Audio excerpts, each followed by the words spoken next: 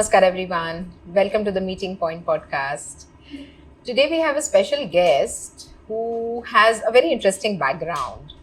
A hotel management student or individual who worked in hotel management and then moved into the world of fitness and health and changing many people's lives. So, hi Aakaash, welcome to the podcast. Thank you, Sarika. Thank you for inviting me, and it gives me great pleasure every time I come here. Yeah. It's always been one of the things that I want to do is to help people. Yeah. And everything I do actually revolves around that basic concept. It's just trying to help people to the best of my capability. Yeah. And which is why we have started SutraLETICSS, which is my baby, one of my things that I've been always wanting to do. About 4 years back, Manish and I, we thought about making an online platform where instead of reaching smaller people, smaller audiences, we wanted to target bigger audiences, have access to a more larger crowd. Right. And hence we started SutraLETICSS, which is a global platform in health and wellness. So coming to the topics that I wanted to speak with you about, one was can we, just for people to understand the basic fundamentals of fitness, what are the components of fitness, or what does it entail? Good question, Sarika, because this is something that absolutely confuses a lot of people. So there is a lot of after a lot of research, we now have the components of fitness. This is really important to understand because once you understand this basic concept, everything else automatically falls into place beautifully. Okay.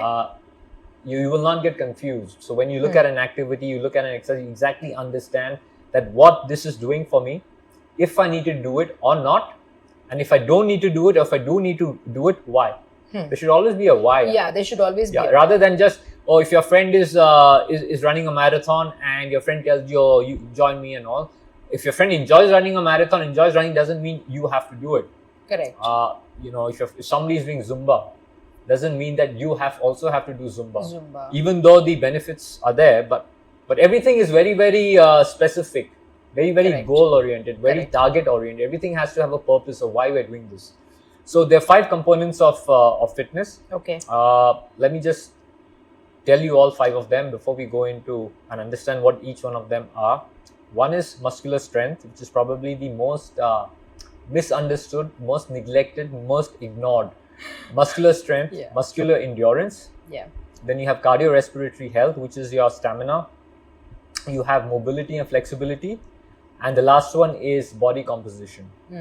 Now, generally, if all the other 4 are in balance, the last one, which is body composition, will automatically fall in place, supported with correct nutrition. Right. If your nutrition is on track and is the way that it should be, and you're following the others in balance, body composition will not be a problem, because you will anyway have a very healthy body composition, which is great. But just so that we know that these are the components that we need to look at and we need to work at this.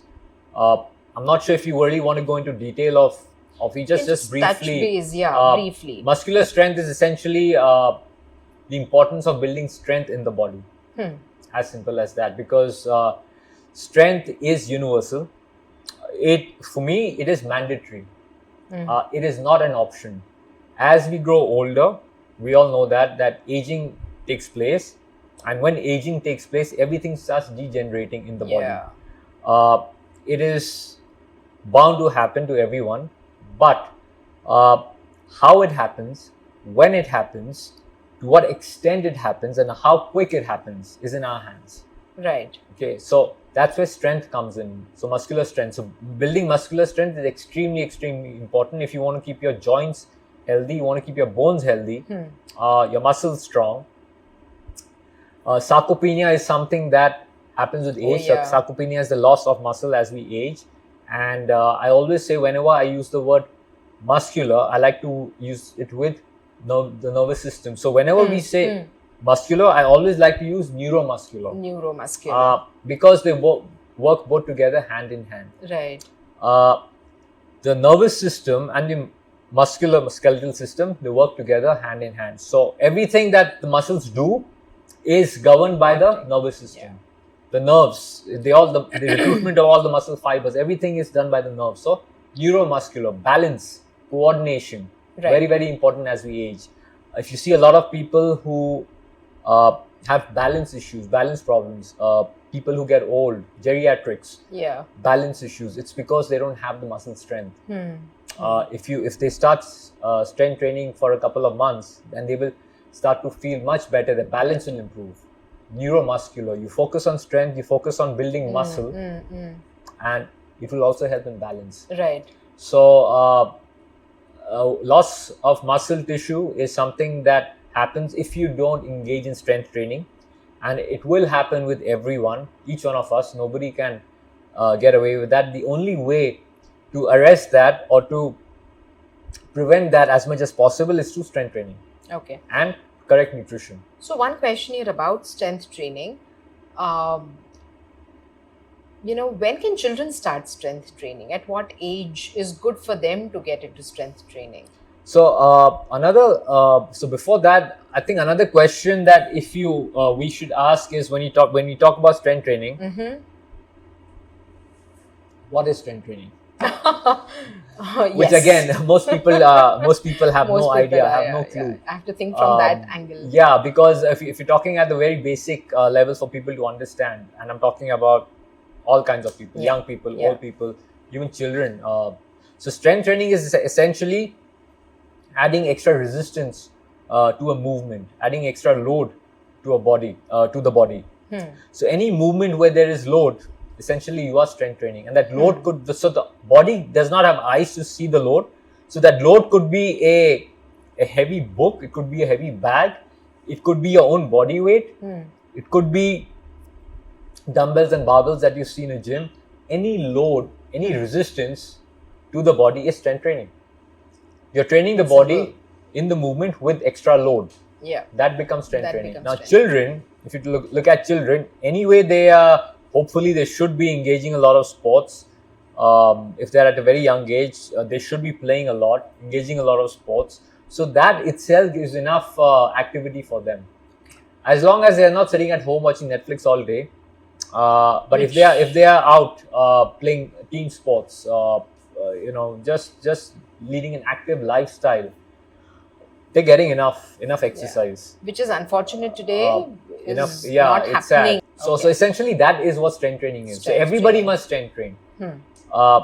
It could be any kind of resistance. There are a lot of people who like to train at home. Good enough. Train at home. You can train at home with heavy bags, heavy books, heavy bottles, anything that you can get your hands on, any load, any resistance can be used as a weight for strength training. Okay. I guess many people realized at this point during COVID times, when they were all locked in, many gym goers had no access to gym. Yeah, in fact, we all had to buy a lot of weights at home just to make do. A lot of people were using whatever apparatus, whatever equipment was available at home, even gas cylinders, beds, carrying anything. So any load, any resistance that was available at home. So people became aware. Otherwise, many people would think, "Arey, gym nahi hai. Where will I go and do strength training?" And everybody must do strength training. Not only men, but women also. Women also. Women especially women, because a lot of women are kind of obsessed with, not obsessed, but they're very scared about osteoporosis. They all have this fear of weak bones.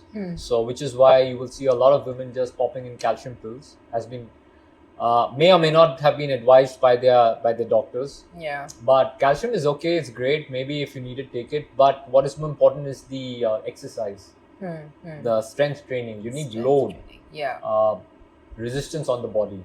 True. Just like how you need resistance on the muscles to get strong, similarly you need resistance on your bones also to get strong. There's something called axial loading. Loading the spine. There are certain movements that loads the body axial loading of the spine, which is really good. which is what your body needs. A lot of people will say that, oh, you should not do axial loading movements because it compresses your spine, or the load is too much on the spine, and that as you age, you will the risk of injuries will be more. So you should rather do very gentle exercises, very mild exercises. But that's not how the body works. So what is axial loading? So axial loading is basically loading the spine.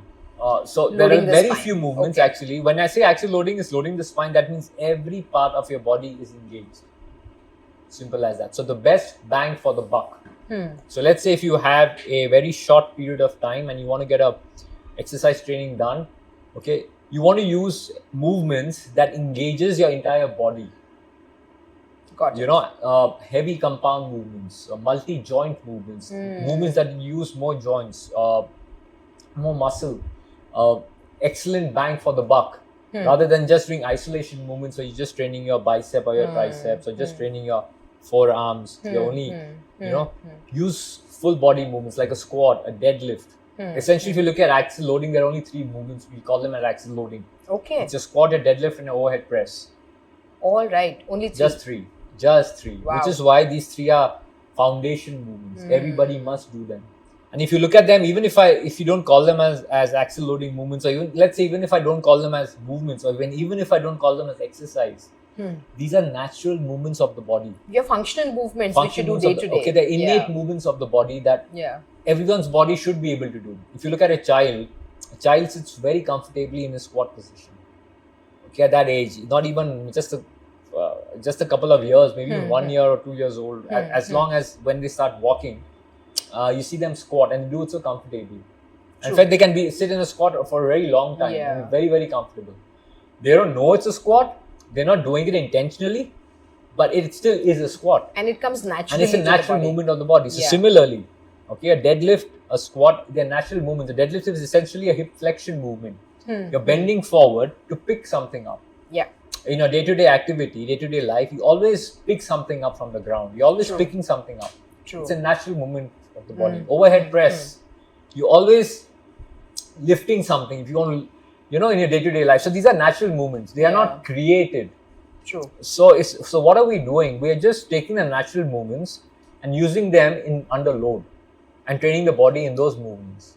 Of course, there are loads of other movements, there are loads of other exercises. I mean, hundreds of exercises you can do. Fundamental. But fundamental movements, the squat, the deadlift, overhead press. This is a good way to even talk about programming. People are very confused that when there are like hundreds and hundreds of exercises, they don't know which ones to pick, which ones to choose. Right. So I always say, look at the basic movements, the movements that give you best bang for the buck. Always, even when this is specifically even for women and even for men. Okay, if you're looking at exercise programming, you should have one squat movement. Now, even when you look at the squat, there are many kinds of a squat. You have a sumo squat, you have a classic squat, you have an overhead squat, different variations of a squat. One squat movement should be there, one hip flexion movement should be there, one deadlift. But this is a classic deadlift, it's a sumo deadlift, it's a Romanian deadlift, it's an RDL. One hip flexion movement where you're lifting something from the ground, one deadlift movement. Then we coming to our pushing movements. One vertical pushing, one horizontal pushing, which means one bench press movement where you're pushing the weight up, and that's horizontal, and vertical where you're pushing the weight on top. One overhead press. Done. Next, pulling movements. 2 pulling movements, vertical and horizontal. Okay, horizontal pulling movements is your row movements. So you bend over, any rowing movement, and the other one is any pull down, lat pull down or chin ups or pull ups. Right. Okay, any pull down movement, vertical. What are you left with? That covers all your basic movements of the body, and maybe add a farmer's walk. You're doing carries, okay, loaded carries. Okay, so again, a lot of variations in that, but add loaded carries. So that honestly, if you just look at these few movements, few exercises, covers the entire body. Okay, the training, everything, the whole protocol around it is very, very different. Bodybuilding is all about aesthetics. It's all about balance. It's all about symmetry. The training may need a lot of isolation because every muscle that is there on the human anatomy needs to be in perfect symmetry, perfect balance with other muscles. Right. So which is why they may or may not use a lot of isolation movements. So But that is bodybuilding, that is a sport if you are into that sport. But if you're not into that sport, if you're only looking at longevity, you only want to look at strength training, you don't need to spend so much time on isolation movements. Instead, get the best bang for the buck, work on strength, build strength in the body, make sure your bones get strong, and that's only going to come from these axial movements, from these large movements. Right. So, whenever someone is going to a gym to do strength training, can they do these every time they go, or should they programming and scheduling is a separate science by itself, it's a separate topic by itself. Depending on what each one's fitness level is, there are certain training programs that we recommend that they can use. No matter what training program they use, it is always a good idea to have 1 day of rest between 2 days of exercise. Okay. Just so that you are facilitating rest and recovery. Correct. So that the CNS doesn't get too fatigued, so that you have enough energy left for the next session. CNS, you mean central nervous system. Now, central nervous system controls everything. Yeah. And people who have not exercised for a very long time, and suddenly they start exercising, which by all means is a good thing, and by all means we want everybody to start exercising, but they need to go slow. Because the CNS is not primed for so much of volume, so much of intensity. Yeah. Just to give you an example, if somebody starts on day 1 with lifting 5 kilos, okay, and then from 5 kilos he progresses to 7 to 10 to 12. That's how you progress.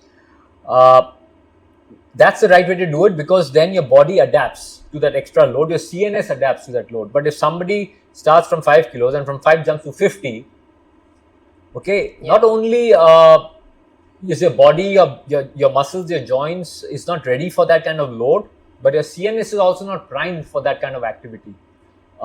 Everything is CNS. In fact, many times when you have a really hard workout, perhaps you train harder than what you should be training, and you end up, exercise should always make you feel good. Generally should give you a sense of, not exhaustion, but if you feel exhausted, if you feel dizzy, if you feel that you can't even walk, you need to sit down, and you're really feeling drained after exercise, okay, you definitely train too hard, but your CNS has taken a hit.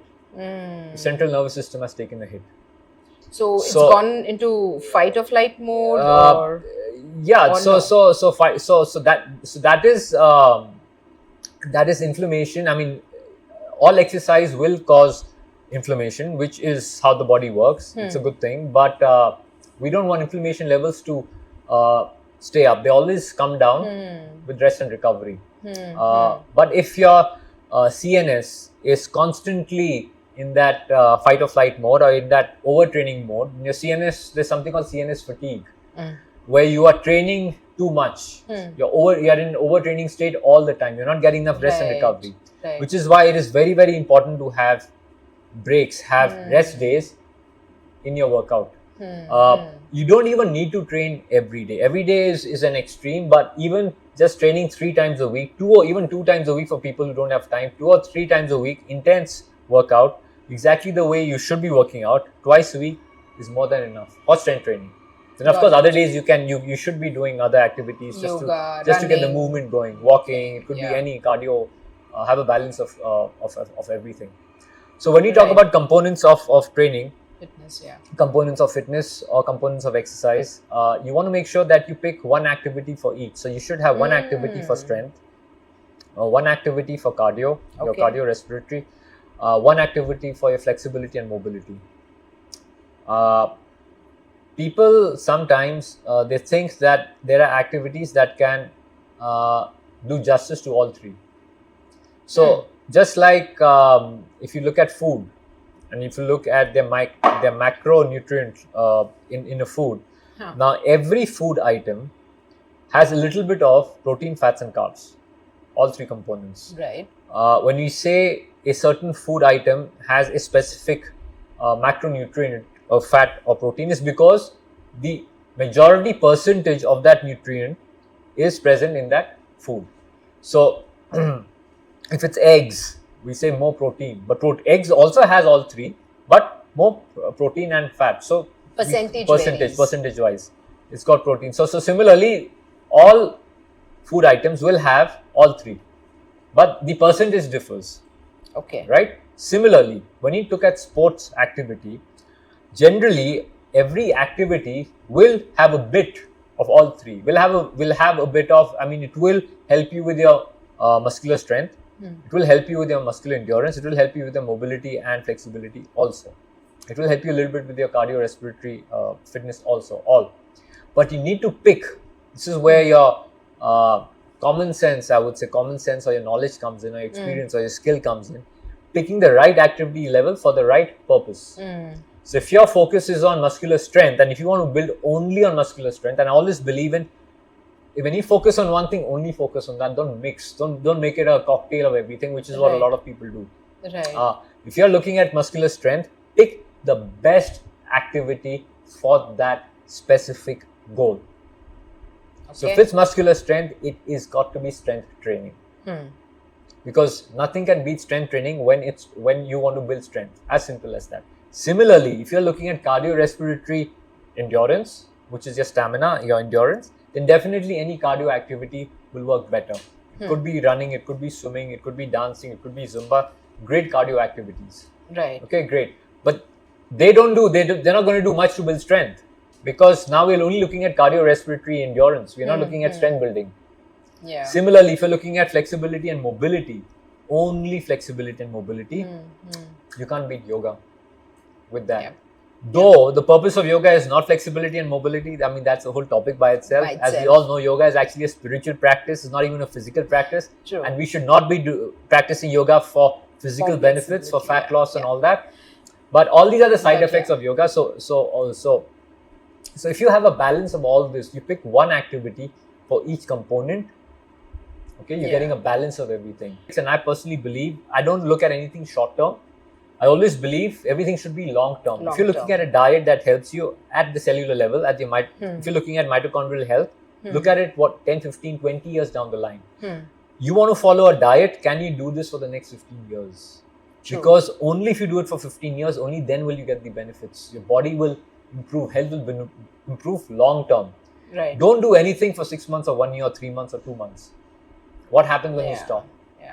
Well, that's what everybody, this 21-day fitness programs, 21 days fat loss programs, transformation challenges and all that. It's all great while it's going on, but what happens when it ends? Or they are good to initiate people into but always look at long term, because it's only long term that people are going to sustain, especially diets. Diet protocols. There's so many diet protocols, so many wonderful diet protocols nowadays, and I am not negative about any, because all of them have certain benefits, and each one works for each person differently. Some diets, some protocols may work fantastically for great for some people. For some people, it may not.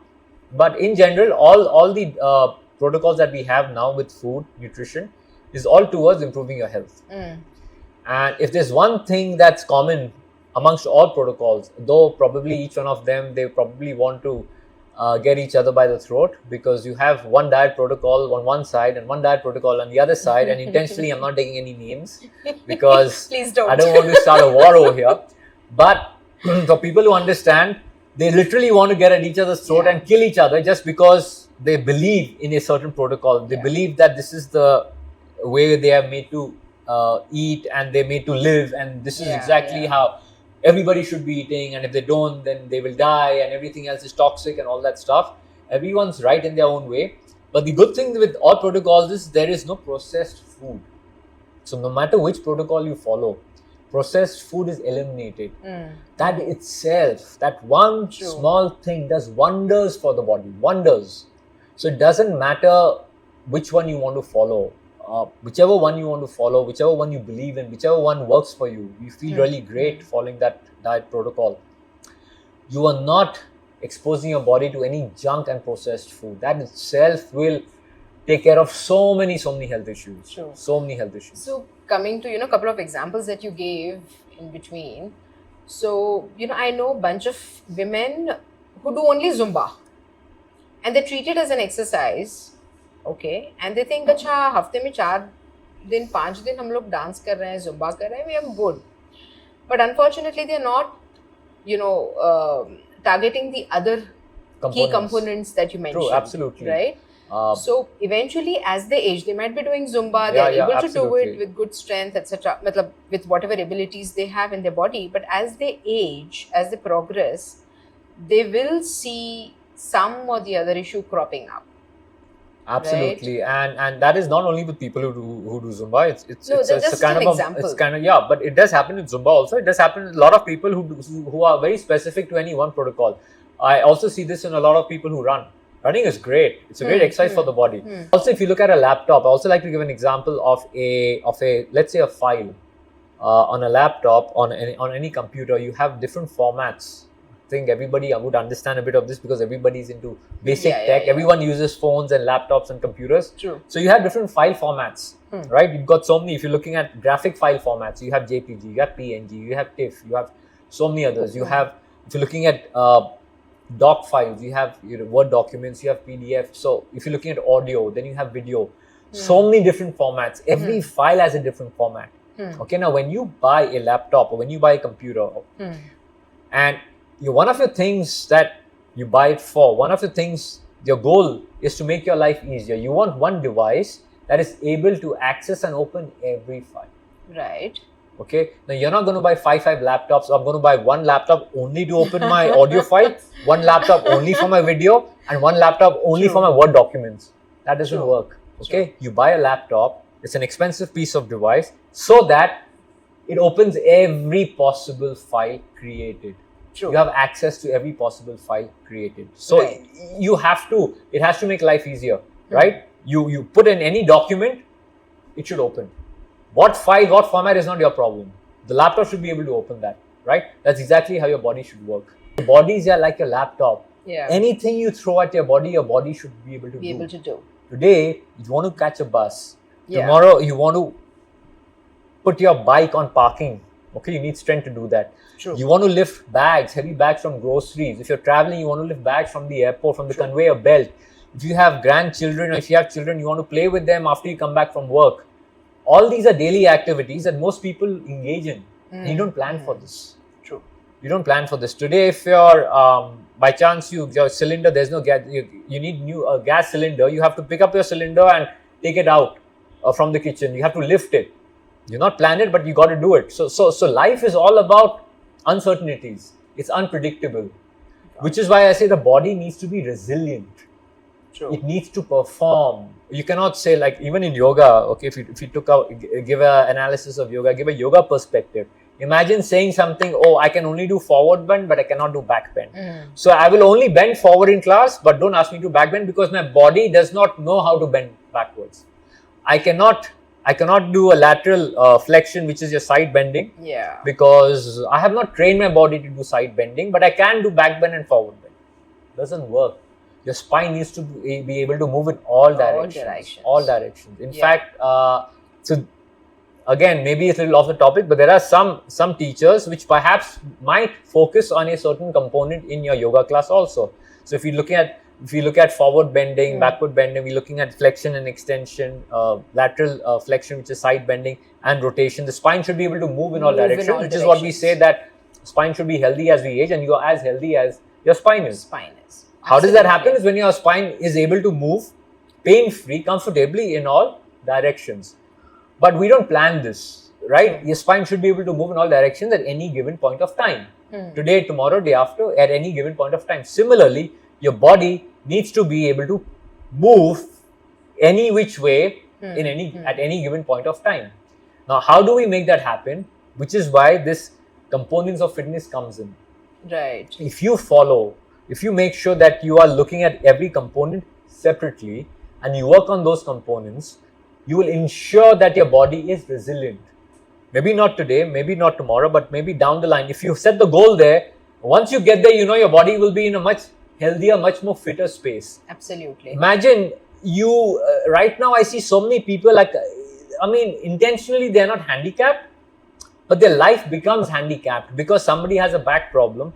They cannot bend forward. So imagine you're walking and you want to lift something up from the ground, but then I'm not supposed to do this because I have a back problem, so I can't. Then they'll ask, can you please lift that up? So you have to keep all these things in mind. You're walking somewhere, you're sitting in a class, and if you have knee problem, then you suddenly realize, oh, I cannot bend my knee because I have a knee injury going on. So I should not be doing this. It becomes very difficult to remember all this on a daily basis. True. So even if you have an injury, fine, you deal with it, heal with it, and get back to your normal training. Have to move. So which is why it's very important for the body to become, you should be able to do everything. And only if you follow this in balance, all these components, giving enough time to each component, will you be able to get there. Make your body resilient for any activity you throw at it, it should be able to do. Right. So that's the goal of exercise. So coming back to strength training, okay. So women typically tend to have reservations about lifting weights, okay. They think they'll get muscular and all of that, yeah. Now, how much can we keep lifting? So today I'm able to lift 70 kilos of in deadlift. Yeah. How much more should I push my body? You know what? Even 70 kilos is on the higher side. I'd be more than happy to see women even get to 70. Yeah. So you've done it, and kudos to you. Hats off to you for doing it. And I want to tell all the women, here's your example. Here's a yoga teacher who can deadlift 70 kilos. Yeah. So please, please follow her, listen to her, and this is exactly where you want to be. Because honestly, there are people who go to the gym years after years. I mean, they've been training for years and years and years, and they don't lift anything more than 5 or 10 kilos. That's it. Most women. Now, for me, 5 kilos it's is like not even a warm up. Yeah, exactly, right? So if you can do it, I'm sure everybody else can do it. And the best part is, age does not matter. Even if you're 60, you can still lift 70 kilos. The only thing is, you start slow, start light, and progressive. Yeah. The rate at which you progress may differ depending on your age, but progress, it definitely can. You definitely can progress. Okay, so I want to tell all women, there is this something called as a progressive overload principle, which applies in all activity. Applies in walking, in running, in anything that you do, you need to progress. Today, if you're holding a yoga asana for 5 breaths, you want to try to make it to 8 breaths. If you can hold it for 8, you want to try to hold it for 10 breaths. Absolutely. So you want to go deeper into the posture, you want to go deeper into the pose. Only then will you get all the wonderful benefits of what yoga is all about. Correct. Similarly, you could be walking 20 minutes today. You want to make that 20 to 30, 30 to 40, 40 to 50. So you have to progress. Now imagine if you're walking 20 minutes today, and for next 6 months, you only walk 20 minutes. The progress is 0. Right. The body adapts. So your body has adapted to 20 minutes. Then that 20 minutes of walking does not become exercise. It becomes an activity. People are very, very confused between exercise and activity. They go walking for 1 hour every day, and I think that's an exercise. But they don't understand that at 1 hour walk, they've been doing it for 6 years, 5 years. It is no more an exercise for their body. It is an activity. And that should happen naturally anyway. Exactly. So you're not doing anything different. So I always say that strength training is something that everybody neglects because we don't get enough of it. We have to make an effort, sincere effort to engage in strength training. Walking is something we anyway get on a daily basis. I mean, if you're active, if you're on the move, if you're on the run, you will anyway get your steps in. Right. So to what, when should I stop myself? Why? So just like we don't stop eating food, we don't stop drinking water, we don't stop exercise. And we don't stop at how much? We don't stop. As long as the body is... As long as you're okay with, if you're comfortable lifting 70 kilos, maybe you might progress to 75, 80. Don't push yourself too hard, but at the same time, make sure your goals should be able to progress. There are many ways of progression. It's not only the weight. It could be the volume, could be the intensity, could be the speed at which you execute the movement. That also makes a difference in intensity. A lot of factors are there. So as long as you're progressing in one way or the other, it's great. And there is a point where no matter what you do, the body still may not want to progress at that time. You need to play around, maybe give it a little bit more rest, more recovery. Look at your food, correct your nutrition, come back to it, but you never stop. You never say, oh, 1 month, I think I'm going to just stop training, or 6 months, I'm going to stop training. I had enough of this. I've reached 70 kilos in my deadlift, and I think I'm done with strength training. No, you don't do that. You're going back to where you started from. Because if you stop, you're going to go back. So you want to keep at it. I noticed a change if I have not done worked out for 15 days or 20 days. And another benefit of strength training is probably, I would like to say it definitely is, but just for people to, so that they may not believe it if I say it. So I'm saying using the word probably, but internally I'm saying definitely, strength training is the fastest way to sculpt your body. Oh. The fastest way. Is that so? There is no single activity that can change the way you look so fast and so quick and so efficient as strength training. All right. So, keeping that in mind, you would wonder, since everything is so aesthetic nowadays, everyone is so obsessed with their looks and the way they look and everything, everybody should be strength training. Especially women, right? Women are obsessed with their looks. So many women, fat loss is something that everybody wants to lose fat, lose weight. They call tone. They love the word tone up their arms, tone up this. And the only way to do this is strength training. It's literally body sculpting. It sculpts your body the way it should be, the way it should look. The muscles are very nicely sculpted, very nicely defined. So it brings me to this question, very curious, is, we find many women doing yoga or maybe Pilates, and men doing strength training. Whereas I think we should have a reverse of it as well, right? Men doing more of yoga and women also getting into strength training. A very, very good question. I always say, even for women, especially who think that they only need to lift 5 kilos or 10 kilos or 1 kilo and lift that weight for the rest of their lives. Let me please tell them, there is something called as progress overload. Okay, and doesn't apply only to guys. Exercise does not discriminate with sex and age. Gender. Gender and age. Absolutely. So irrespective of your age, irrespective of your gender, everybody needs to train the same way.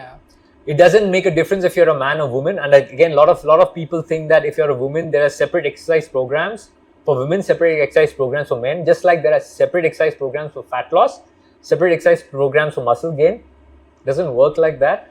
True. Okay, you want to stick to the basics. Everybody needs to progress. Everybody needs to lift, do more and more, increase the resistance, increase the load. That's how your body adapts. So you have to force the body to get stronger. See, the body is very complacent. Okay, it loves being complacent. It loves being lazy. It loves not doing anything. It loves chilling for 6 hours and just watching Netflix. Body loves doing all that. But you need to kick the body and get it into the gym. You got to force the body to get stronger, force the body to grow, force the body to move. And be consistent with it. Very. Less is always good. So I always say, the people who come, a lot of clients, I train, they say, oh, you know what, let's train 6 times a week. Let's train 5 times a week, let's train. So I said that even if you train twice a week, but do it for the rest of your life versus training 6 times a week now only for 6 months, that twice a week rest of your life will work much better.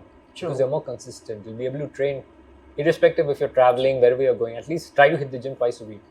That's more important. How does one identify a good trainer, a good coach, or been asking this to the doctors also who've come in for our podcast as to, how do they really identify a good trainer? Many people end up injuring themselves and they stop going. Absolutely. So let's talk about exercise in general. It could be any coach, any fitness trainer. The discipline could be generic. It could be any discipline. Could be strength training, which is gym. Could be a yoga.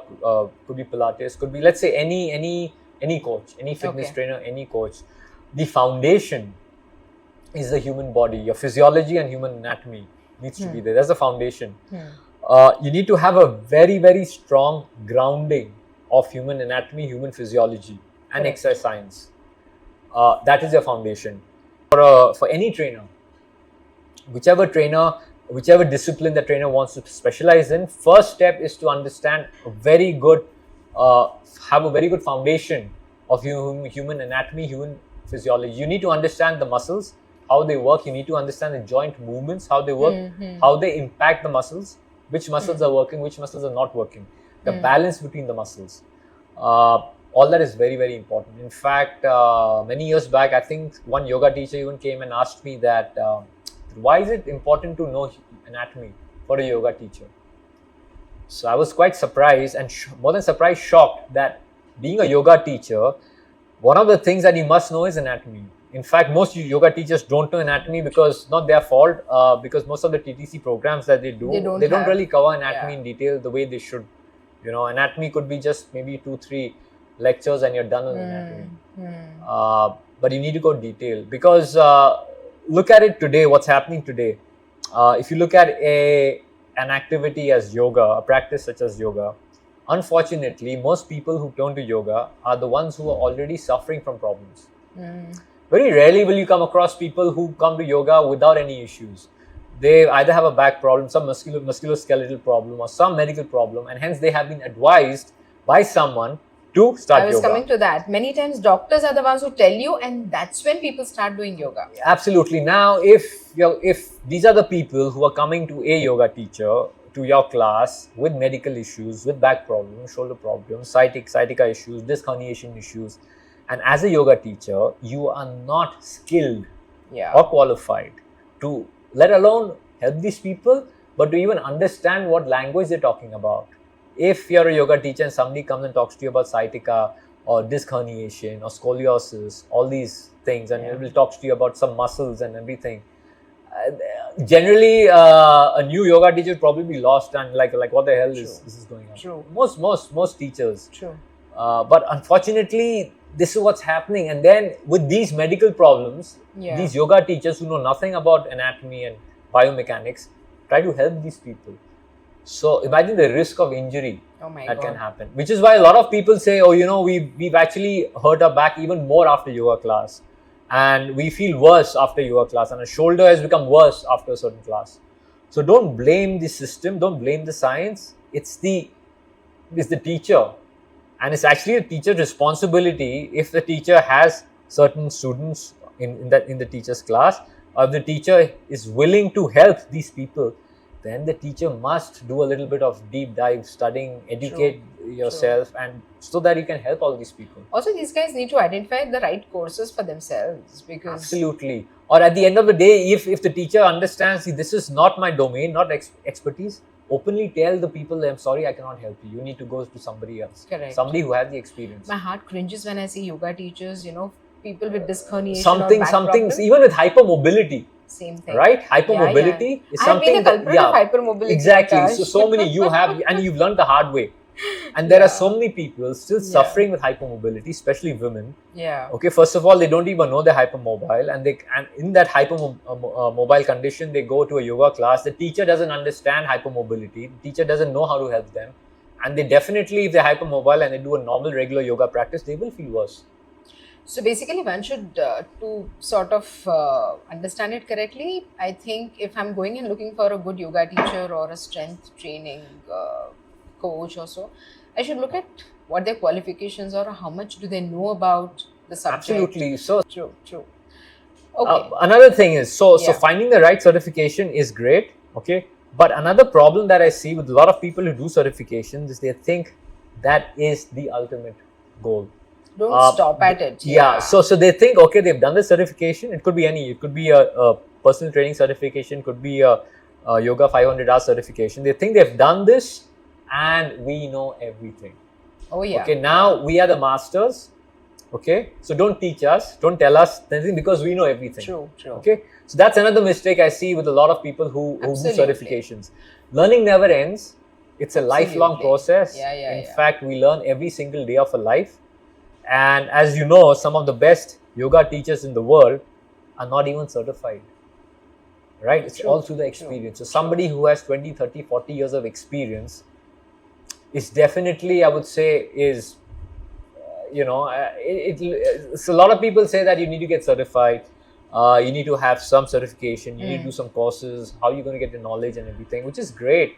I mean, it's good to have a certification. It's good to get started. It's good to get the foundation.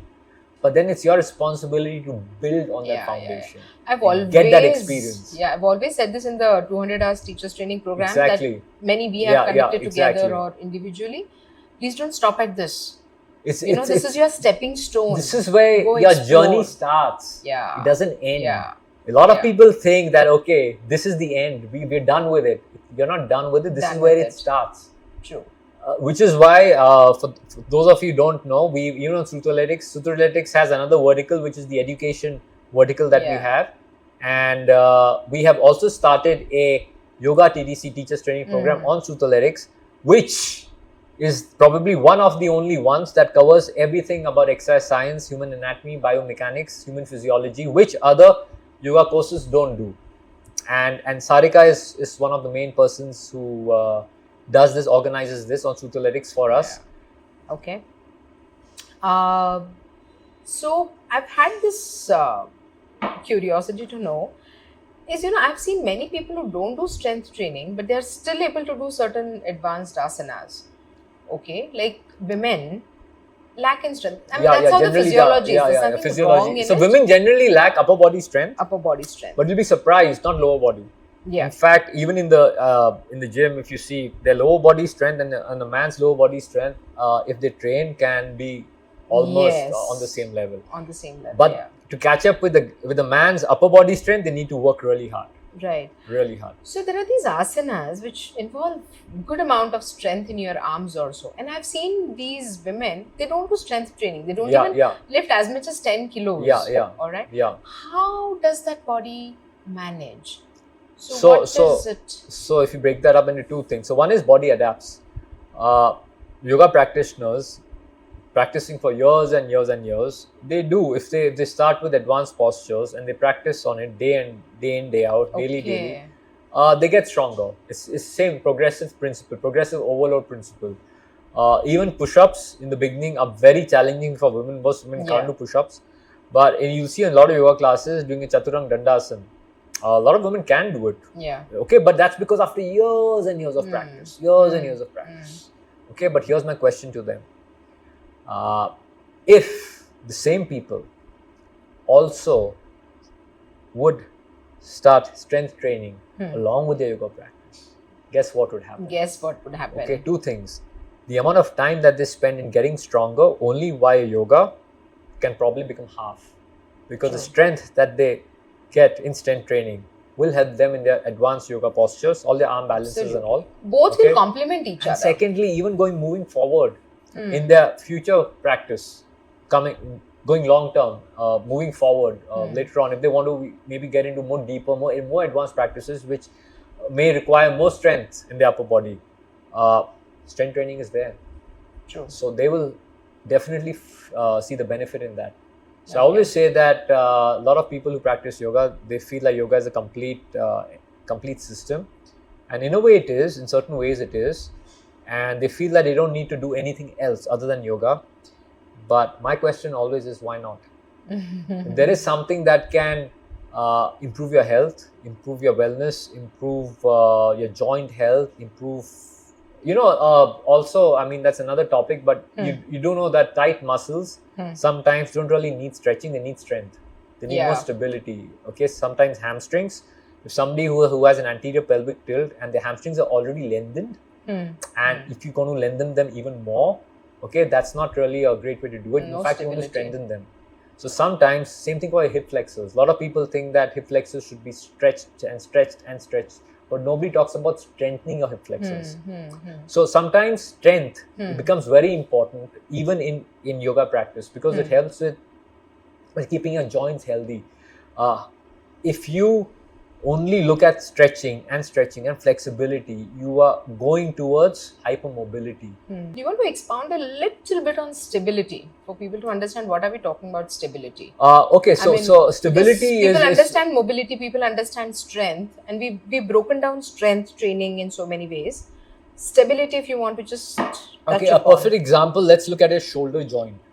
It's called the glenohumeral joint.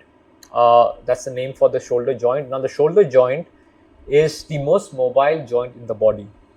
If you look at any joint in the body, a hip joint, the neck, the shoulder joint is the most mobile joint, which means it can function in so many different planes of movement. So a great way to understand mobility is when you look at the glenohumeral joint, which is the shoulder joint. Okay, shoulder joint is the most mobile joint of the body. Now, there's certain joints, certain parts of the body that requires more stability and more mobility depending on the joint. The way the joint is designed, the way the joint is created, the way the joint is made.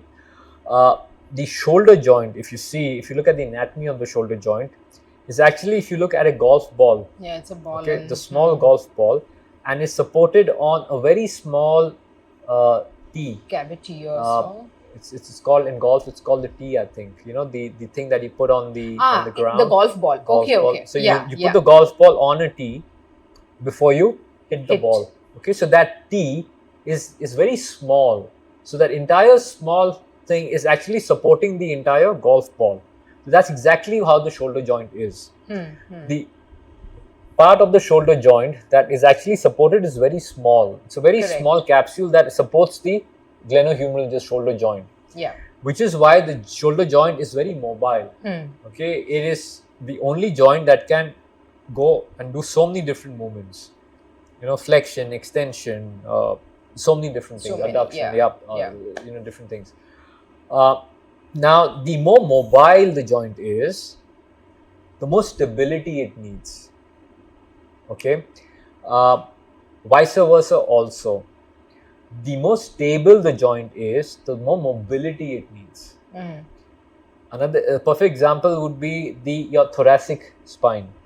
Okay, thoracic spine is extremely stable. So the problems that come with your thoracic spine are problems relating to mobility, because the thoracic spine is not mobile enough. By design, it's not supposed to be mobile, but it can get absolutely stiff. Okay, so it lacks mobility. So if you see in yoga, almost, if not all, but most of the postures, most of the asanas in yoga facilitate thoracic mobility. Okay, why? Because that is so important in certain area.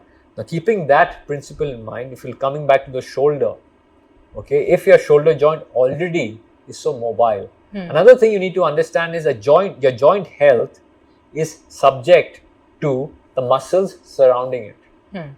Okay, so if the muscles surrounding the joint are strong and healthy, the joint is strong, the joint is healthy. When you talk about, let's talk about the knee joint, and people say, I am having knee issues and my knee is very weak.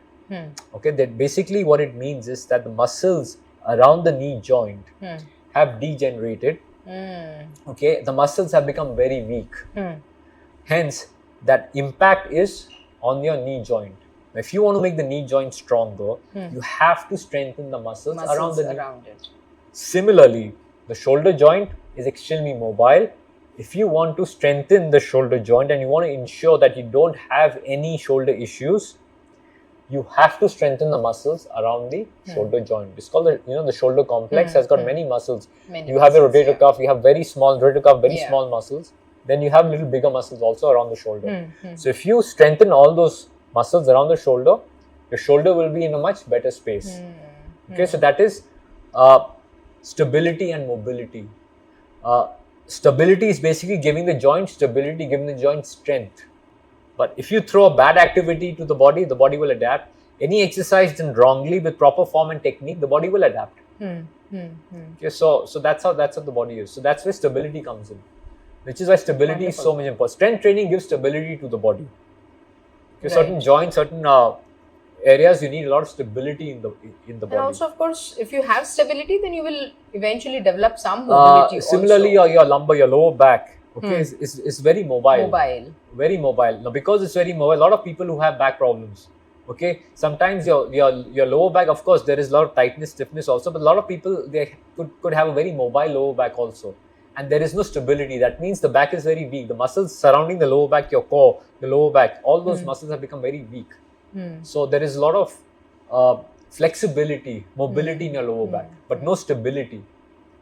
So you need to strengthen. It's like two sides of a coin. Okay, you always want to focus on the one that you need more. And on paper, if you see that all of us have a certain weakness in one of the two. Some of us may need more mobility, some of us may need more stability. And that ratio will change based on the part of the body or the muscle. Some of us may need more on a shoulder joint, some of us may need more stability. On a thoracic, some of us may need more mobility. Okay, depending on, because the human body is very, very it's very personal. I mean, in the sense, there is no one body the same way it functions. Everyone's body is very unique, very different. Yours is different to hers is different to mine. Absolutely. Our requirements are very different. Our activities are very different. Our adaptations are very different. Right. So hence, even our physical activity needs to be customized to the way we need. Yes. So when I talked about a structure for programming for training, those movements we talked about, one squat, one deadlift, those are basic movements. Works for everybody. But if you want to tweak it based on what we need, then we need to look at it from that perspective also. Maybe add certain exercises, add certain corrective exercises, add certain add-ons that we need more of. Right. Yeah. But the foundation movements stay same for everyone. Yeah. So that's where stability comes in. Wonderful. So much of knowledge. So we can go on, and more than I think Aakaash can go on and on and on about. I have a problem when they put a gun on me and tell me, okay, now do a talk in 60 minutes, and I'm like, then I have a problem, big problem, because then I have so much to cover in 60 minutes. Yeah. So also we have to meet again. We have to do one more session on nutrition and basic supplementation and all of that, because that is also essential. I think more than exercise, that's something people are even more confused about. So much confusion. Yeah. And in fact, even willing to kill each other in the name of food. Yeah, trust me. True. So we're going to meet again soon, and we will be coming out with that segment also, and you have to watch it, because as he is I think in Pandora's box, like one thing comes out of no, it's all one or the other thing keeps coming out. Same thing for nutrition also and supplementation also. So thank you so much, Aakaash, for a wonderful conversation. Thank you. It's always a pleasure to do this together, both of us together, helping people, helping them improve their health, fitness, their lifestyle. That's exactly. And we both resonate with that. Yeah, so anything that to help you with getting this ahead, to help more people, I'm always there for you. Anytime. Thank you so much for inviting. Thank you for coming, Aakaash. And yes, please remember to like and subscribe our channel, and also let us know which other topics you would be interested to know more about, so that we can invite those guests for you. Thank you.